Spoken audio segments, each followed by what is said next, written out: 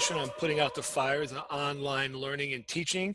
We are here with another phenomenal educator and expert and Oh, someone that's going to bring some, I think, some great insight to all the things that we're trying to figure out as we navigate face-to-face, hybrid, online, maybe bouncing back and forth and everything in between. And so while we know the pandemic has created some disruption in education, we also know that it's bringing to light some things that we're realizing as professionals that, either further learning we need, or we're realizing maybe some things we've always done maybe weren't the best approaches. And so we've got here Doug Bergman, and this is going to be a phenomenal conversation that's going to lead to, again, like many of the educators and experts coming in, some new insights, nudging you to think about some of your approaches and practices, and obviously coming from a voice of an educator who's doing this work. So it's not another talking head, which is something that we've really strived hard in this series to make sure that it's educator lens, educator perspective, because we know that's what sells best. So Doug, I can't wait to get into this, but let's start the stage off with, who are you? What do you do? A little bit of your journey so people have some context for how you're coming into this conversation today. yeah, that certainly makes sense. So listen, I'm Doug Bergman, and I'm in a new role, which we'll talk about in a second. But as of this year in June, I had spent about 20 years or so as computer science chair at Porter-Gaud Private School in Charleston, South Carolina, in charge of the whole department, but I was focusing on the high school side of that one. And before that, I had spent a few years in industry and a few years at another school in there, but primarily computer science education is where I've been for the last 20 years or so. And my school, I was lucky in that they were extremely supportive of that. And so in other words, they said, hey, we don't know necessarily what excellence and greatness looks like in computer science, but you seem to have some pretty good ideas. Just run with that and go with that. So they were so supportive. And I know a lot of people are out there shaking their head going, man, I wish I had that. And but I was attracted to that energy. And so we had a lot of room to explore, had some great successes and probably a few bumps along the way as well, like everyone. But through that journey, we were able to really connect with kids and find some ways that seemed to be working. Our goal wasn't necessarily expertise in computer science. It was more reaching people that maybe hadn't had a chance to really connect with computer science in their lives, or wouldn't necessarily see its place in their own life, what their passions were. So we really found some strategies and techniques which really work to sort of bring people into the computer science classroom so they can see the value of that. And so we seem to have some pretty good successes on that. And I'm going to probably go ahead and sort of say this out front. I am a project-based learner fan, so most of my successes and experiences have come from that side of things. And so I certainly have some ideas and some stories that have worked to sort of validate why I think that's a really good approach, not necessarily just in computer science, but with anything. And also I think what's good is what I'm going to talk about today, what I've always talked about, it works. Certainly face-to-face, because I have evidence of that, but also it really does translate well into online. And so when we spent a few months in the spring going online with that one, what I found was we were able to do a lot of what we were doing already in that online environment. One of my students, I remember even saying after a couple of weeks, hey, Mr. Bergman, this is kind of just like being in class. And I was like, yeah, that's cool. That's exactly what we were hoping you would have that response in for. And so I've been highly involved in the computer science education world. I was on the board of CSTA. I presented at pretty much every conference under the sun. I've probably met many people in your audience already, so they may have already heard this song and dance here.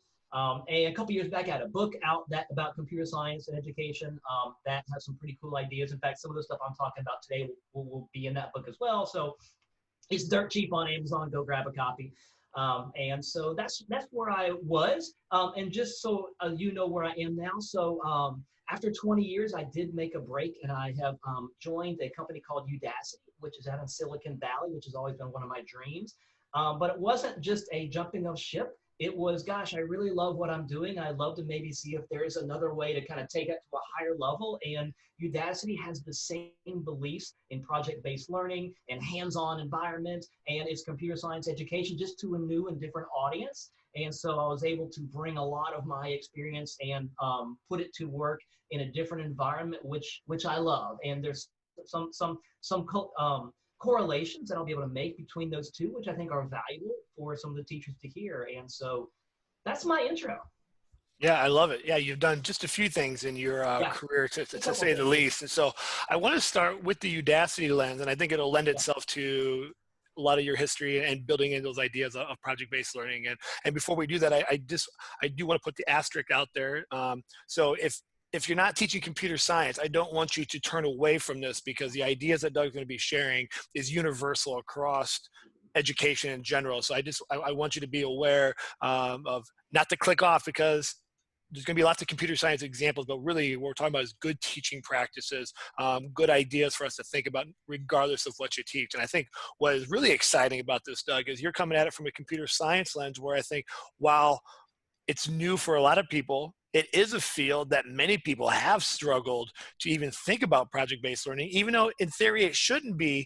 I sure. just know as computer science does grow across the nation, and in some cases the world, people are still kind of stuck in a step-by-step lock kind of Yeah, mode, and it shouldn't be that way. We know that, and not to go down that rabbit hole, but I think what your world has done, your experience, is doing it in a field that a lot of people are just right now naturally struggling with, which I think is where a lot of people used to struggle in the other subjects. So with that being said, with Udacity, I know one of your roles is to work with the people that are experts, the professionals in these fields of professionalism, whatever it might be, whether it's AI or coding or whatever the topic might be, but maybe where they need some help and guidance. And I think this is where your job is helping to curate that and clean it up in a way that allows for a proper course that's engaging. And in your case with Udacity, it has to be online. I mean, this is an yeah, online platform, so the yeah, idea isn't new to this sector of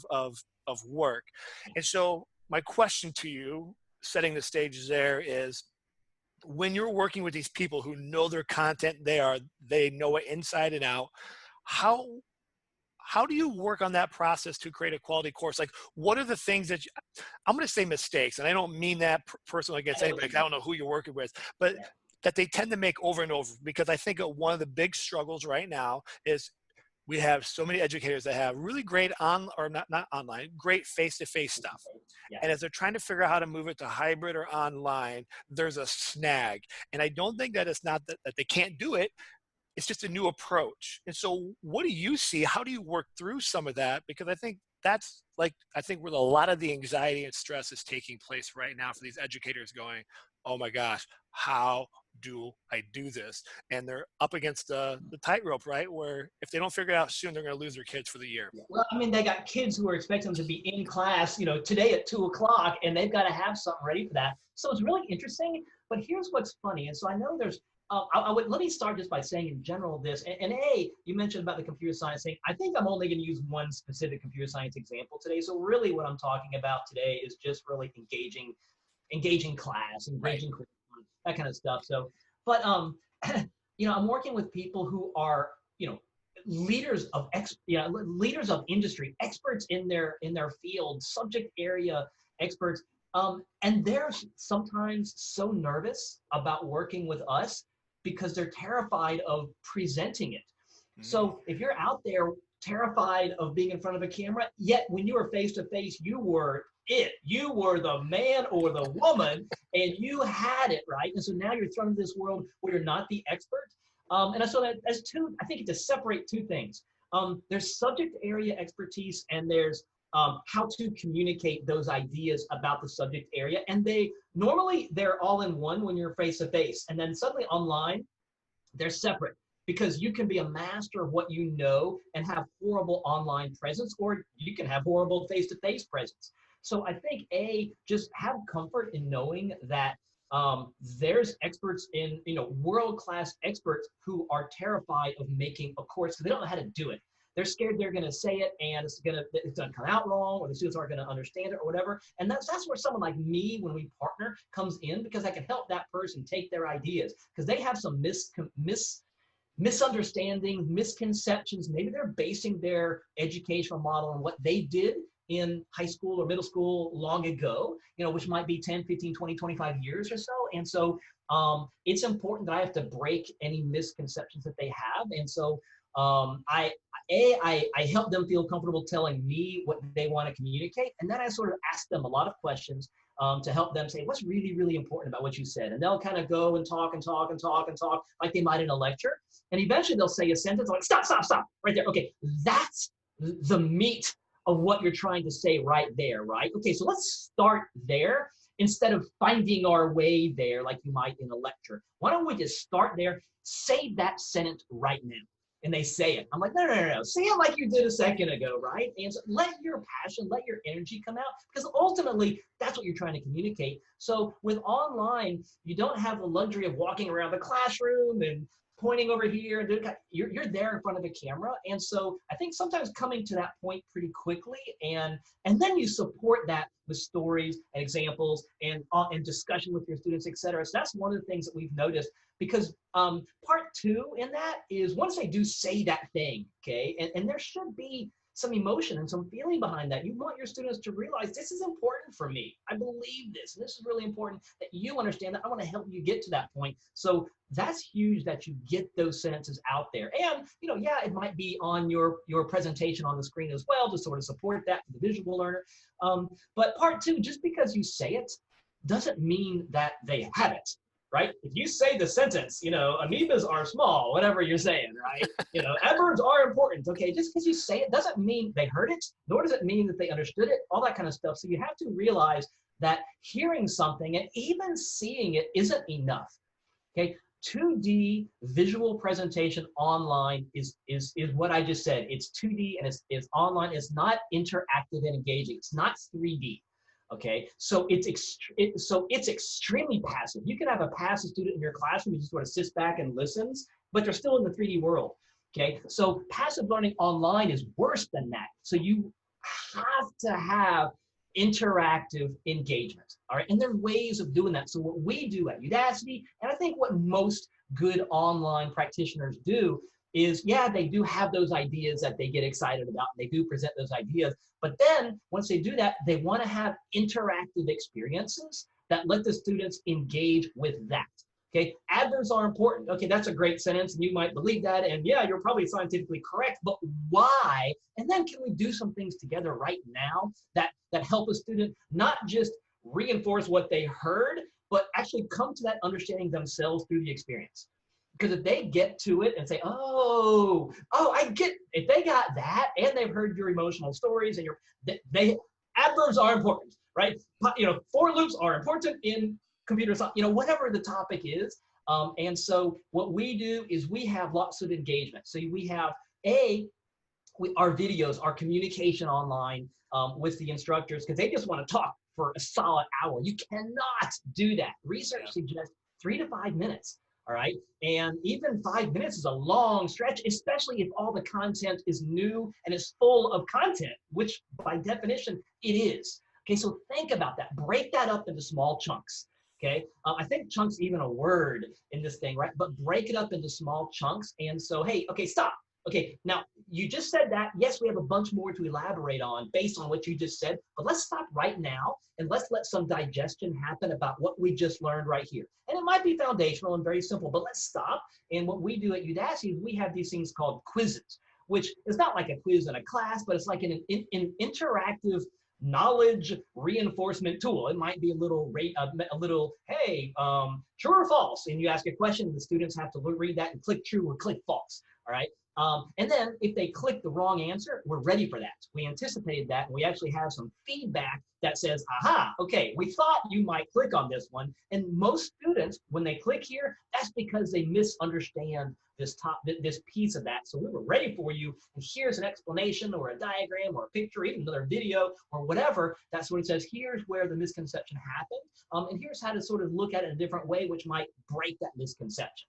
Okay, so you have this interactive little mini, what I'm calling quiz, little interactive knowledge that it reinforces, 10, 15, 20-second things. A few of those that really let you hone in on important words or concepts or theories or topics, whatever you want to hone in on.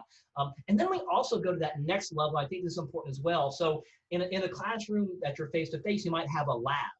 to study what happens when you mix these chemicals together. Okay, well, you need to have that as well online, but you're not going to be mixing chemicals together. Okay, if you're in computer science, you might be coding. If you're in English, you might be writing some sentences. Okay, if you're in a physical education class, you might be doing some exercise that they just talked about, whatever the topic is, but you're doing it, okay? And it's not just follow me step by step by step by step, because we already did that. We already told them the step by steps. We talked about it. So the little interactive quizzes you had, let them sort of get a chance to sort of double check their knowledge. Let's do something. Let's see if this actually works. Let's do a little miniature thing. Okay, see if you can do X. Go do X right now. They're doing it right now. All right.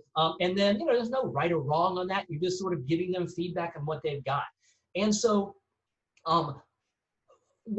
what we found is that by doing that, by breaking it up into chunks, okay, having a chance to interact with the content in small and big ways and in reinforcement of knowledge ways, and then sort of higher up Bloom's taxonomy a little bit to let them think about that and do something for themselves, that is what translates with our experts into good course content, okay?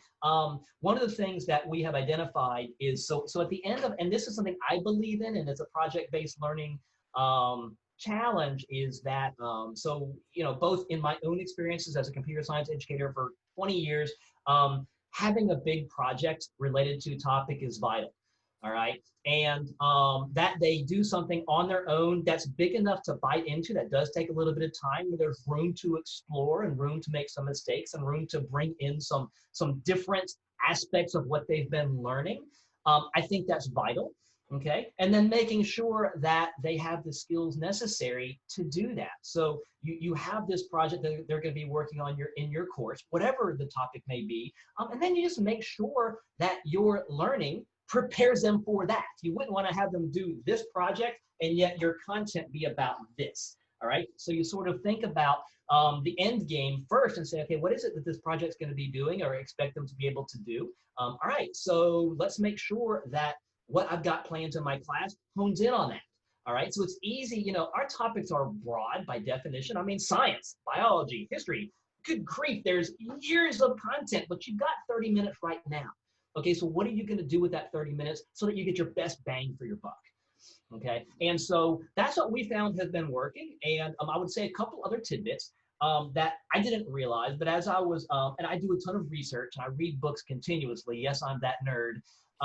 And I didn't realize this, but even if you're doing video content where they're seeing you and hearing you, there's evidence which says, not because of different learning styles, I'm not trying to say that, but people need to learn in different ways to use different parts of their brain. So your video is going to reach a certain part of the brain in certain ways.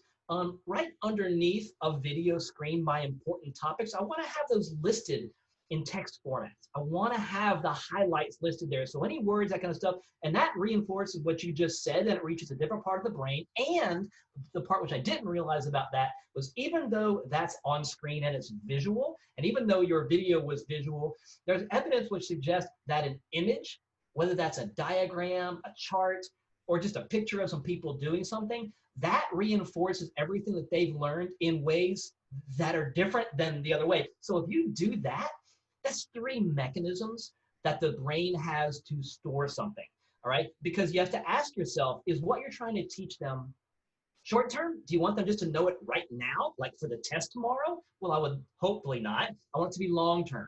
So you have to think about, well, if that's the case, are my strategies for teaching long term or short term strategies? Okay, if you're lecturing and throwing out 50 vocabulary words, they might be able to memorize it for a quiz tomorrow or a test tomorrow or a regurgitation process, but they're not going to remember any of that. So you have to ask yourself that. And that's maybe not as obvious as it may sound, but I'll challenge you to ask, and you may not like the answer you get. Gosh, are my strategies long-term or short-term? And then in addition to all that, when I'm working with those experts, I say, look, you're an expert. You have stories from the trenches. You have examples of industry or people or animals or things that are representing what you're talking about. We know those stories work. The brain thrives on story and it thrives on emotion, right? And think of all those urban legends you hear. They're all based on intense emotion. We could all probably recite 5 urban legends right now, even though I haven't heard it in 20 years, right? There's a reason those work. So if you can have a couple stories in the middle of that, even some that sort of, whoa, really? Right? That works. And the combination of all that together translates into good teaching. Whether that's online or whether it's in person, that's going to translate to good teaching. So that's what we found at Udacity, which is exactly what I did in my classes as well. And I think what a lot of teachers who do learning, who have figured this out, have at least some elements what I just talked about. So yeah, so there's a little bit of the correlation from what we were doing between what I'm doing right now.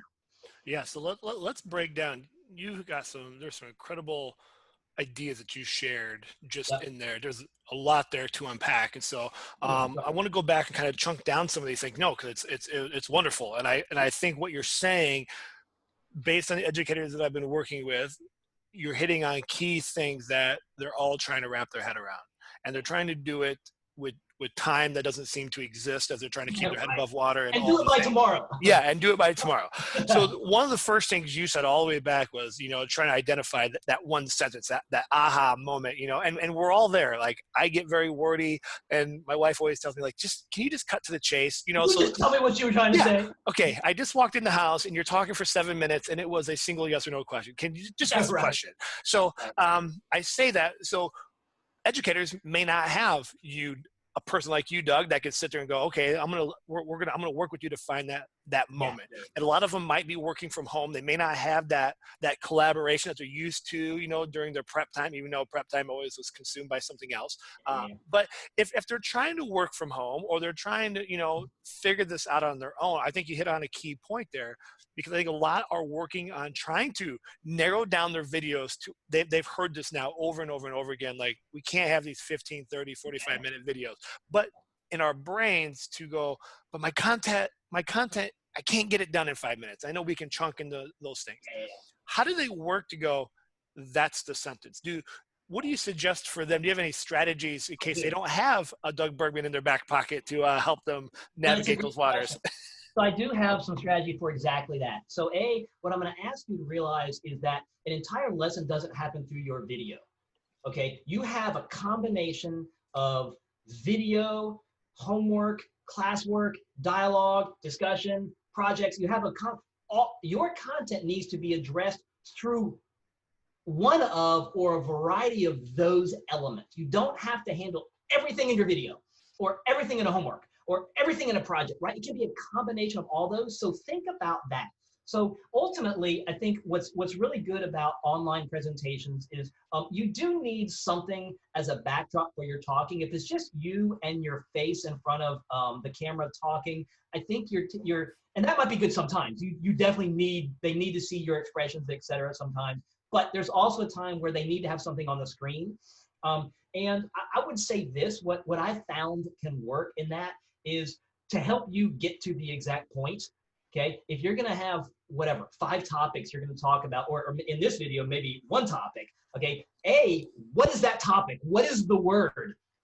Okay, parts of speech. All right, the Civil War. Right, exercise for teenagers. Whatever the topic is, what is that?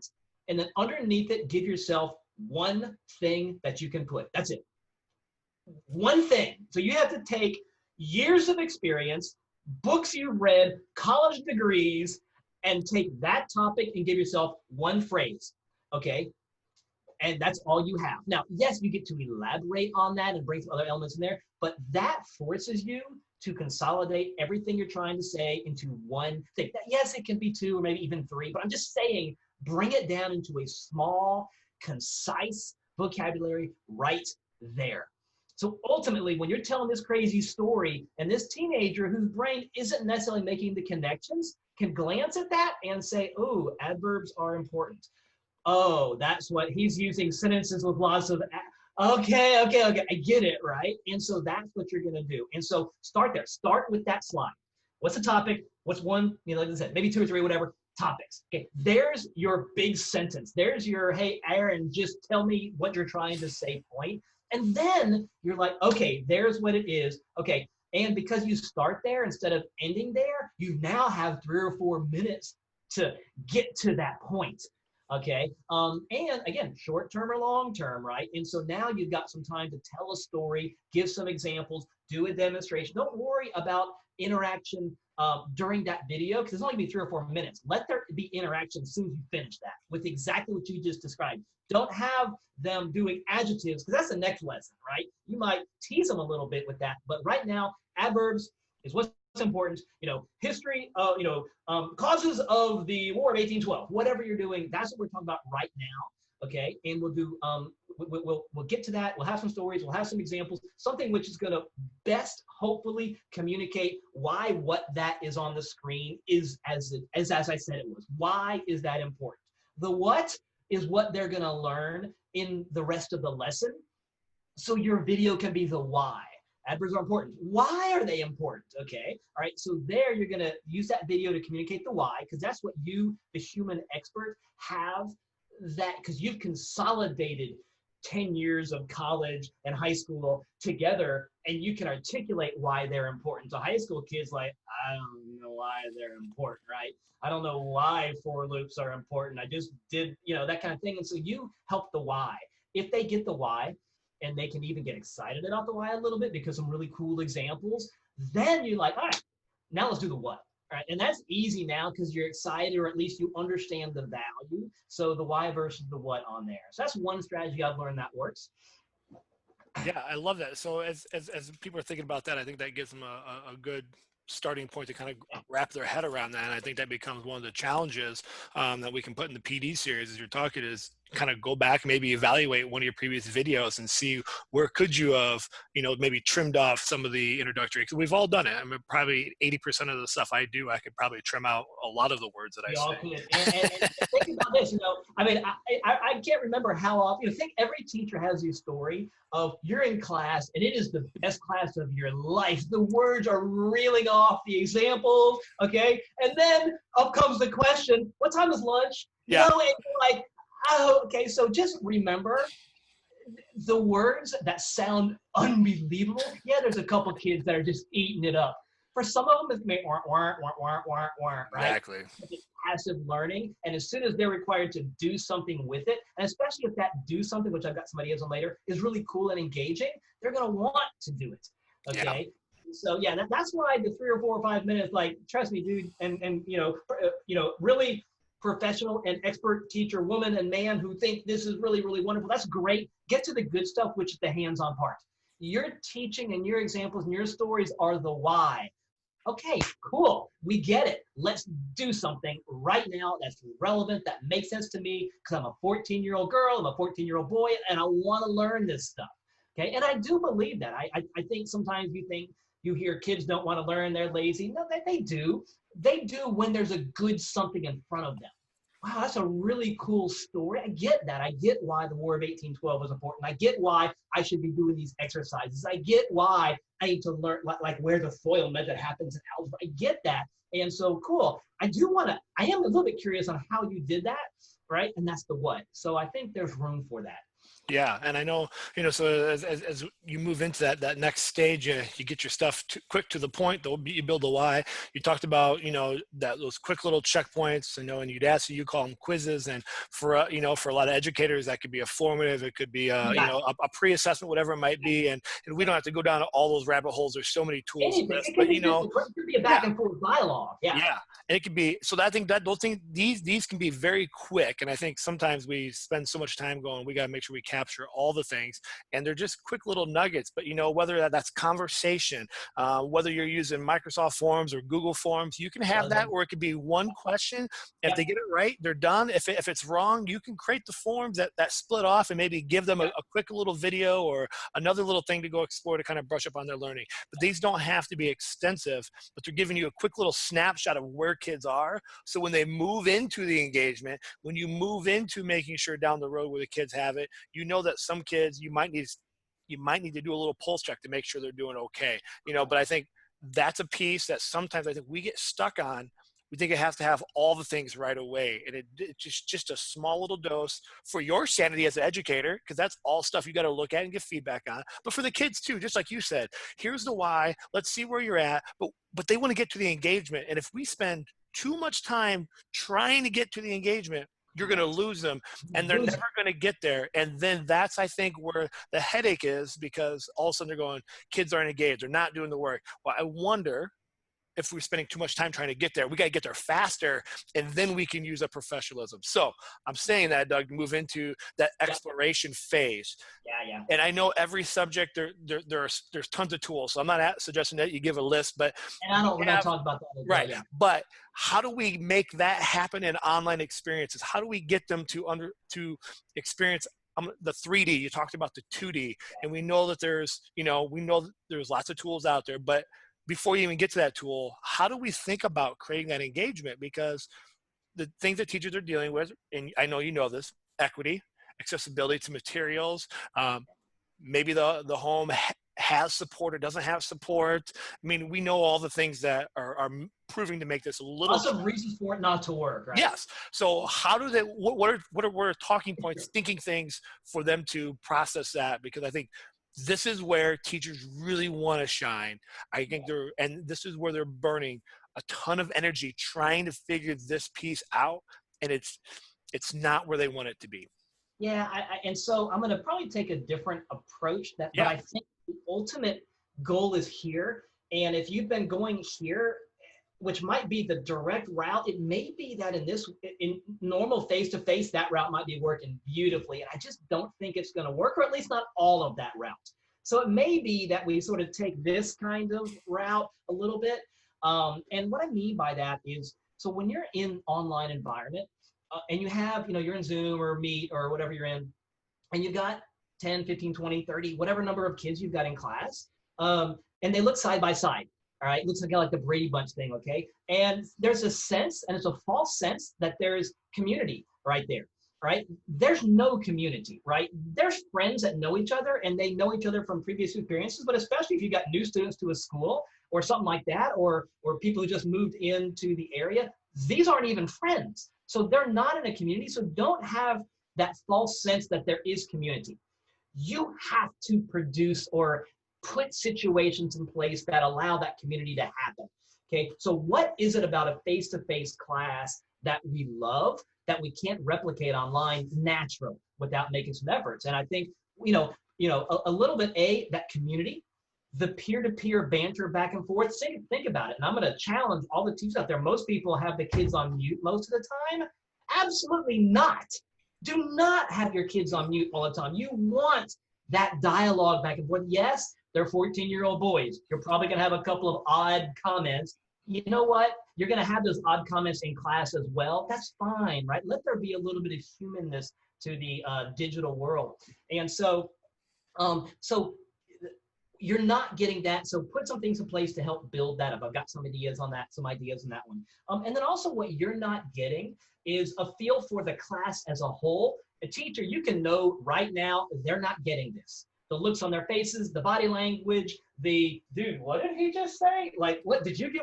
All that stuff that they're not doing right now. So, and those are the cues that we respond to. Okay, they're not getting it. Okay, so hey class, let's look at this. And I go into a crazy alternative description, which works. You don't have any sense of that online because you're just projecting, okay? Half your kids, a couple of your kids may have you on mute. I mean, there's all kinds of things that can happen that might, or their brother is screaming at them behind, and you just said adverbs are important.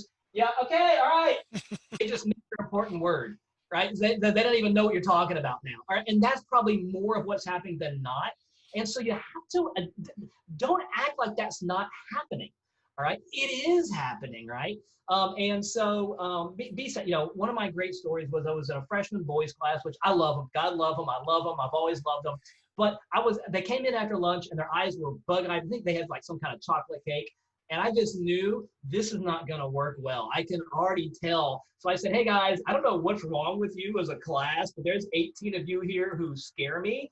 I need you to go outside and do jumping jacks and push-ups for 3 minutes. And they thought I was joking. I said, I'm dead serious. So they all get up and start walking to the door like expecting me to stop them. I said, come back in 3 minutes. They ran downstairs, did jumping jacks. I watched them, came back up, exhausted. We had a great class. That's because I sensed the environment of my class and I realized I need to make some changes right now. You don't have that luxury online to sense that. So you have to do some things to detect that. Okay. And then also what you don't have is the kid who's sitting next to another kid who can glance over, hey dude, how are you getting started in this project? Or like, what notes did you just take? Oh wow, adverbs are important. I put adjectives are important. Oh, I didn't realize that, that whole thing. So you're not getting that peer-to-peer interaction, which is huge. Collaborative learning is scientifically proven to have some successes in there. That's not happening because there's no person next to them. They're at a desk by themselves in a room by themselves. That's about the loneliest environment I can imagine. Okay, so those elements are the higher level reason. So that's why whatever tool you want to use to address those, there's 50 of them out there, go for it. But you need to address those. Those are elephants in the room that it doesn't matter how good your video is, how concise your spreadsheet is, the other stuff doesn't matter if you don't address those because they're elephants. They're between you and the students. All right, and so I have some ideas on that one. And so let me take a break there for a sec. Yeah, no, I was just going to say, go into some examples or what helps you? I would, yeah, that's what I was going to say, because I was writing down here as you're talking. It reminds me of a previous session we did with Michelle Eaton, and she talked about the 3 important online relations are student to teacher, student to content, and student to student, and a lot of emphasis on that student to student. So yeah, I would love some examples. But what I know that educators are really hitting a tough spot is, they don't always, the kids aren't in lockstep with us online. We're in a face-to-face, we have our 45 minutes or 90 minutes, whatever your time is. The kids are, in our classroom, and we can force interaction, whether they do it or not, but at least we have the confines to create interaction to some degree. Right. Online, they may or may not even be on. I might be the early bird that's up early. That's the way my schedule works. Doug, you're the kid that's coming in at midnight, 5 minutes before the deadline on Friday. How do we create that student-to-student interaction? Because I think that is a hard part. I think teachers have figured out the student-to-teacher. They have, whether it's the districts require the live check-in on the videos, whether they come or not, but they have that built in. The student to the content, I think people are grasping the resources, the online materials, the videos, teaching some direct instruction, whatever it is they're doing. It's that student-to-student. We're in a classroom, the conversations really take the learning to the next level. That social piece we know is so critical. And an online, how do you do it when it's not there? So do you have some structures or things that, even through Udacity, it doesn't matter whether we're talking kids or adults trying to learn, and you have these spaces where people are coming in from different angles at different points. So do you have any ideas? Yeah. So you got to provide an environment which not only invites, but like I said, requires that. You do have control over what they're doing, both in the classroom and out of the classroom. So things that I've done which worked, and they're not earth-shattering, innovative. They're just things commonsensical to me. Okay, so one thing that I want to do is, I can make students talk to each other. Okay, because in the classroom, we all know they're talking to each other, not necessarily about algebra and history, but they're talking to each other. Okay, so and I think I would like to think most people now are comfortable with breakout room sessions, etc. But if you're not, or you don't, or you use them very sporadically only for this project, I would say let those be a much larger part of your class. Okay, and it's okay if there isn't like earth-shattering content and knowledge which happens in those. There will be, all right. But so just break them up, randomize the groups, whatever, and just give them a sentence. Adverbs are important. Why? Give me some examples. Throw them in a break room and let them just say them to each other. You don't necessarily have to be there for that. They can correct each other or not. It doesn't really matter. You just want that back and forth dialogue. That's one element you can do. And then if you prepare them with some fun ones of those, when you do have a more serious topic you'd like to have them talk about, is maybe let's look at grammar in the United States Constitution. Oh, wow, that's like a serious one. Luckily, I'm already comfortable in those breakout rooms and those dialogue between each other. What it allows me to do as a teacher as well is to jump in for 30-second segments and just overhear just what they're doing, because you do get a little bit of sense at that point because they're interacting like they would in the classroom. You can tell who's not getting it, who's quiet, who's the center clown of the class. You get to detect that kind of stuff, and you can pick up on common themes. Wow, these students are seem to be using adjectives like adverbs, or no, these are the causes of the Civil War, not the War of 18. Whatever the thing is, you can sort of detect that in 4 minutes. you have 6 or 7 breakout groups, 30 seconds each one, you have just got a sense of what's going on with your class while the kids are down. And you can say, kids, you have 3 minutes to do this. You can make it short and sweet. All right. And don't worry so much. Yes, you can put leaders of those. It doesn't matter. Give them a topic and know that they most likely will do what you ask. They may not, and that's fine. Okay. So that's one thing you can do to have that as those little breakout rooms. All right. 2, you're going to have a variety of stages in your class where they're proposing a project, they're in the middle of an assignment, they're at the end of an assignment. What I would say is have some kind of structure. And what I use, I'm sure there's tons of these, I use Flipgrid, which is free for educators, and it's awesome because it's video, it's audio, you can respond to people, you can see something, you can share a screen, so you can present your ideas. Okay, you can present your project, you can present your essay, you can present your lab, you can present your exercise, you can present whatever you want to present, and people can see it, and you can talk while you're doing it, and they can respond to that and give them feedback. It doesn't have to be 9 minutes of feedback, it can be 30 seconds of feedback, and it doesn't matter. What you're trying to do is student peer-to-peer engagement. And what's cool, yes, there's learning happening because they just learned what this kid was talking about. Not everything about it. They just heard some examples, some stories, or they just heard this student's interpretation or perception of whatever they're presenting. Okay, so they get that's the equivalent of leaning over your shoulder. Dude, what are you doing for this? Right? That's the equivalent of that. Or I don't get, so like, are adverbs important or adjectives? Oh, right. That's where that happens.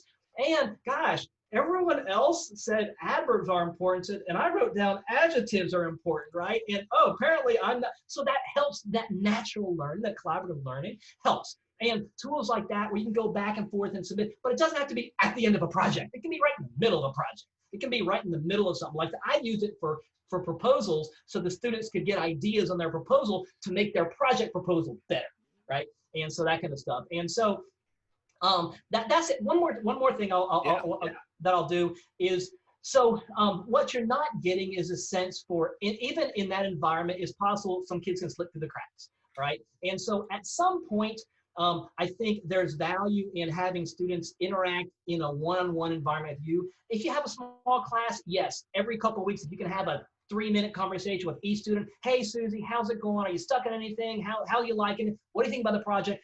That would be ideal. That may or may not be possible if you have large classes, and I get that. But what you can have do is what I started doing that I found was gold was when the students were in the middle of a project or a large assignment, if they had a question, I asked them to email me that question, but they had to do it in video format. Right? Now, keep it short and sweet. Give me 30 seconds. But what that allowed them to do was explain their problem, which in a lot of cases, that in itself was valuable.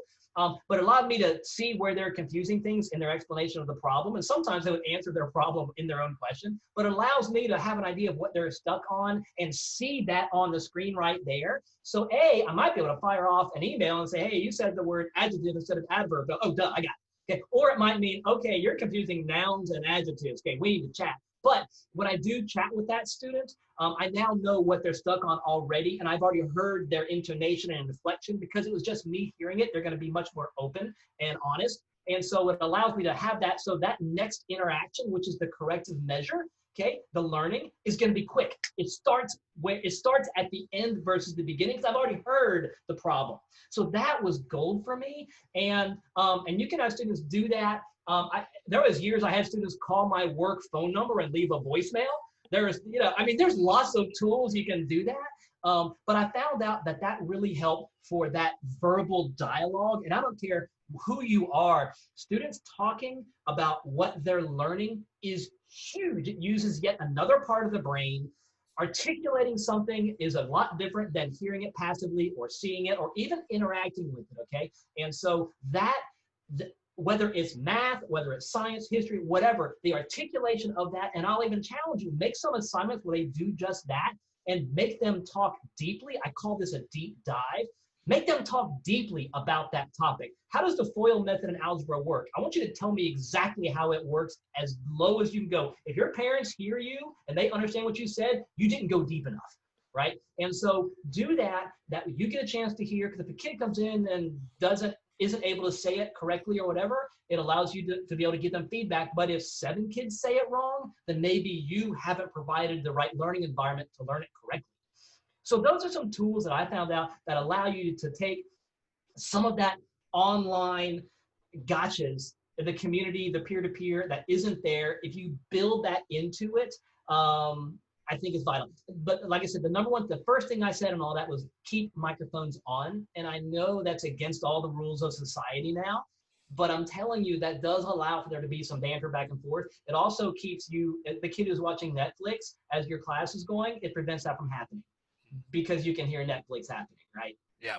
Yeah. I mean, I think a lot of that is just helping not just the teachers trying to figure out these live sessions, but also the students. And we're all trying to redefine what it means to be a student. We're trying to redefine what it means to be an online teacher, because it does look and feel, and it does operate different than when we're in the classroom. And we are, mandated to move by bells and this and that, and have desks that we sit in, and all the things that we try to create conducive learning environments. But there are also lots of, structures in place, whether we like it or not. It's the system of education, not a knock on a teacher, that allows for some conformity of these places. And now when we're online, that conformity is gone.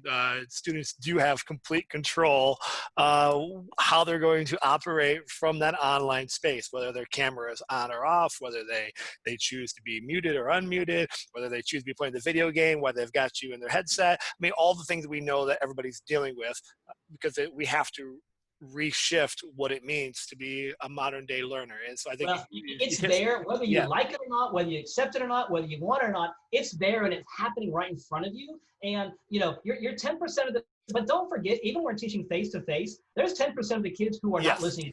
Yes. So they were already not listening. They're all, yes. So, my philosophy has been, look, we're going to have some fun in class. Yeah, it's going to be hard and you're going to learn some stuff. You have to work hard for it, but it's going to be fun. You're going to learn it. And I promise you it's worth your time, okay? If you choose after all that to still not be engaged, there's only so much I can do. So I always target, listen, I'm gonna assume that you wanna be here, and I do believe that. I'm not a believer in the students I don't believe that. I think they do wanna learn. I think sometimes they've been bored out of their minds by education, and there's been some reasons why they haven't been engaged. But I think in general, most students the human brain is curious by nature. We ask a lot of questions, and I think people want to learn. And as long as we don't destroy that passion through terrible classes and unengaging, in fact, classes which are opposite of that, where they hate coming to your class, and that can hurt, right? And so I do think that they want to learn. So if you provide an environment which does have that, So Doug, I want to be respectful of your time. I want to be respectful of the learner's time. As we talked about, at the beginning, 5-minute chunks, and clearly we're over that. But you're on fire this morning, so we just got to keep the blazer rolling. So as people are wrapping up their thoughts here, you've given them so much to think about, which is good, which is going to allow them to move into some application when they're done watching this or listening to this. I just want to make sure, do you have any other final thoughts, suggestions, tips, strategies? I just want to kind of open it up wide open for you, and then we'll finish up with, where people can reach out to find you, because you've planted a ton of seeds for them to think about. And I know you have so much more, but we also have so much time, and I want to be able to make that. So any final thoughts, tips, strategies that you've got that you want to make sure the listener or viewer gets a chance to process? Definitely. We focused on what you can do with students during your time with them online, but there's an important second element that you have to address, is what do you do when they're not in your class related to your content? Okay. And I think what you can't do, which I do hear a lot of people, don't give them busy work and don't give them more videos to watch, because they're already watching 4 or 5 hours videos a day. Amen. They're going to hate your class for doing that. So don't do that. Take advantage of outside of time class. Okay. So it's something they look forward to. Let them engage with your topic in ways that you're not really able to do during the classroom as much, because of time, because of location, because of logistics, because of whatever. Okay, so what I mean by that is pick the topic, pick the skills, pick the project, pick the technology, pick whatever the thing you're learning in class, and let them outside of class. You can use discussion boards. Let them discuss that. I have used chat rooms where I had chat leaders, and it was amazing. Kids love to volunteer for to be the chat leader, where they sent me the transcripts after that. and I could see who was engaged and not engaged. I told the kids, your grade, right? Oh my God, is based on your engagement with that. So I had these really cool interactive chats, which the kids loved as well. So that was something you could let them interview someone. Okay, so people are all stuck in quarantine right now, and it's amazing who you can get to talk to now. You can never in a million years. And it might be a local business person, a local author, or a world famous person. One of our students talked to the CEO of Apple one year, right? I mean, it happens. And so let them interact with that. They can watch TED Talks. There is a TED Talk about every single topic on this planet, and they're short and they're sweet and they're great presentations of content. TED Talks has mastered that. Let them do that. But also I would say this last piece, find ways, I'm going to say cross-pollinate. Okay. What I mean by that is, think of ways where you can automatically get another department's stuff into your stuff, which we don't do that very well in face-to-face, but take advantage. Think about this. What if your English teacher that they all know showed up in the math class? Oh my God, wait, what? Oh my God, head's exploding, right? And then that English teacher says something which was actually relevant to what you guys are talking about. That's gold, right? And what if in science, they went and read a short story about something that was scientific? Whoa, that's awesome. What, a short story? Wait, this is physics, right? That kind of stuff is great. And in history class, we're actually going to replicate the art of that time period. I think some of that, but like those are small things you bring in something else. And what if in computer science, they had to write a program, but sorry, all the input questions and output responses are in French, Spanish, Latin, German, Italian, right? So your brain has other things in there. It uses a different part of the brain. It engages them. And that little surprise is something they weren't expecting. Right? It's going to spice up that class a little bit. So just take advantage of outside of class time. I call it homework, but it's not homework. It's just different ways to engage in your content that they may not have been doing. And anyway, I found that works. So yeah, I love it. And even as you were talking, I was just sitting there, and we know we always try to create those interdisciplinary projects. We know it's easier said than done. But not only does it spark the kids, I think about it could be the rejuvenation that educators need, because I think all the struggles that we're reading and experiencing with the kids, the educators are feeling the exact same way. And I think if you needed a little spark, my wife's an 8th grade algebra teacher. I'm working with educators that I support. I'm seeing the burnout super strong. We're 5-6 weeks in at the time of this recording here in Iowa in education, and I feel like the majority of these educators are in that feeling that they feel about midway through third quarter.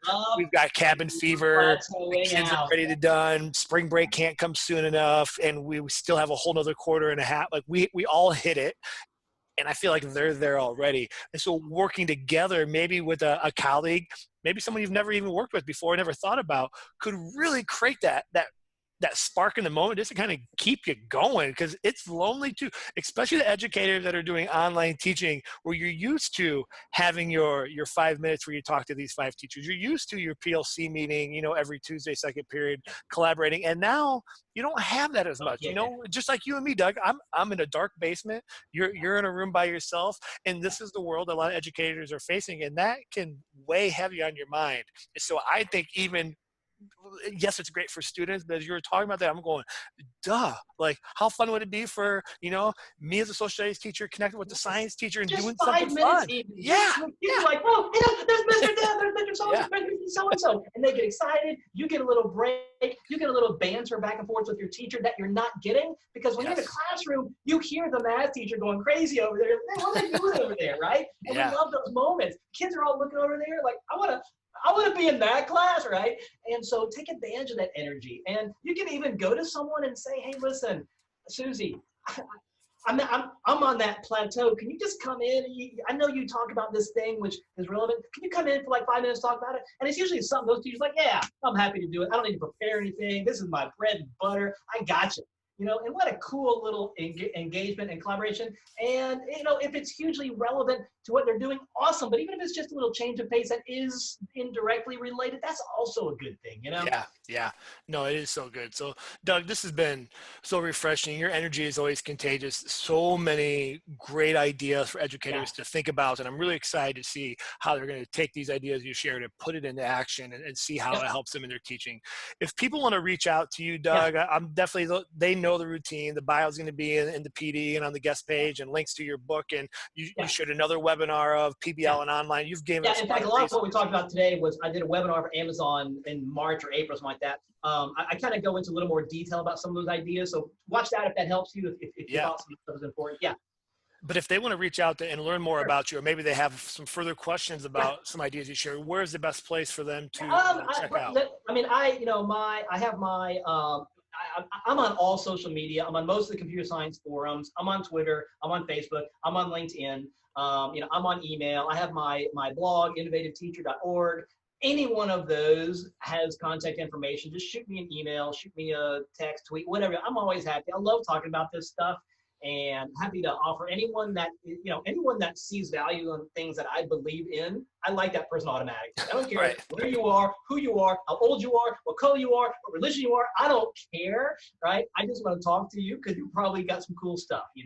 Yeah, I love it. Well, Doug, this has been phenomenal. It's always a pleasure to get a chance to speak with you. Yeah. And I know that you're going to inspire and help so many educators that are going to explore this video or listen to the audio. And so Yeah. thank you I so hope it much for helps. your time. Yes, I really appreciate it. And I know they will appreciate it as Good well. luck, everyone. Let me know if I can help.